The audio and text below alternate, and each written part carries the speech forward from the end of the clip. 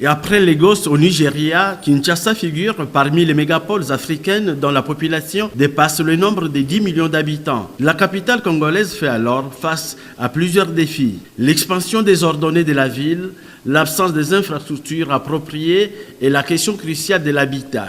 Cette analyse stratégique de la situation a amené certains experts à envisager l'idée de l'érection de la deuxième ville répondant à toutes les normes urbanistiques. Aujourd'hui, vous voyez nos villes qui sont en train d'aller vers pratiquement une difficulté de gérer ces espaces. Nous devons y réfléchir. Et pas seulement réfléchir, nous devons appliquer les recommandations de ce qui est fait au niveau de l'ONU Habitat, au niveau du plan de l'habitat de la RDC, au niveau des infrastructures exécutées. Comment le faire?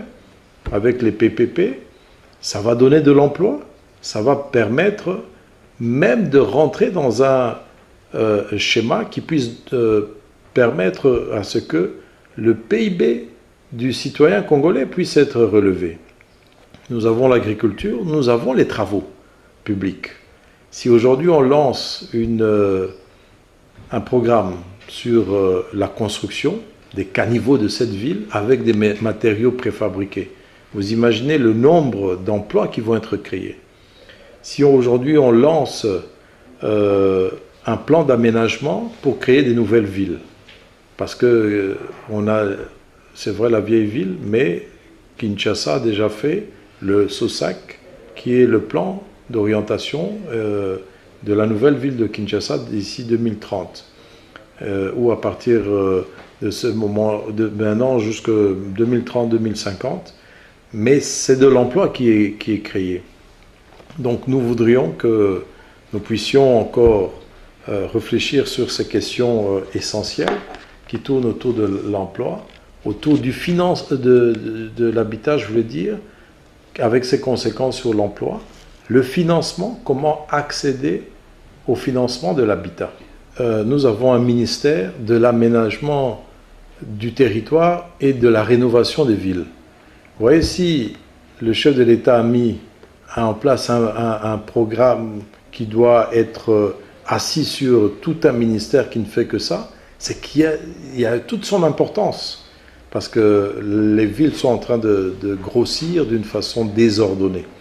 Donc le ministère de l'Aménagement et de la Rénovation des villes est notre partenaire attitré et nous attendons son implication totale parce que nous ne pouvons pas nous substituer au gouvernement, mais nous attendons son implication totale vers nous.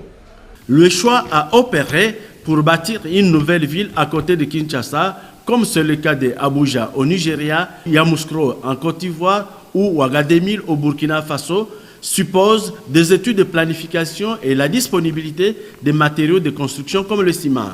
Mais quelle est la capacité du pays à répondre à la demande en ciment? Nous avons aujourd'hui une production de ciment qui peut rencontrer le besoin de la partie ouest et même centrale de la République démocratique du Congo. Nous aurions voulu que le gouvernement, sachant que les industries de ciment étaient en train de se mettre en place, qu'on ait aussi des programmes conséquents, programmes d'habitat. Effectivement, nous allons parler le développement de l'habitat autour des centres urbains existants, autour des industries existantes, autour de pôles industriels, comme chez les miniers, comme, vous savez, chaque industrie, quand elle s'implante, elle implante aussi des infrastructures de logement.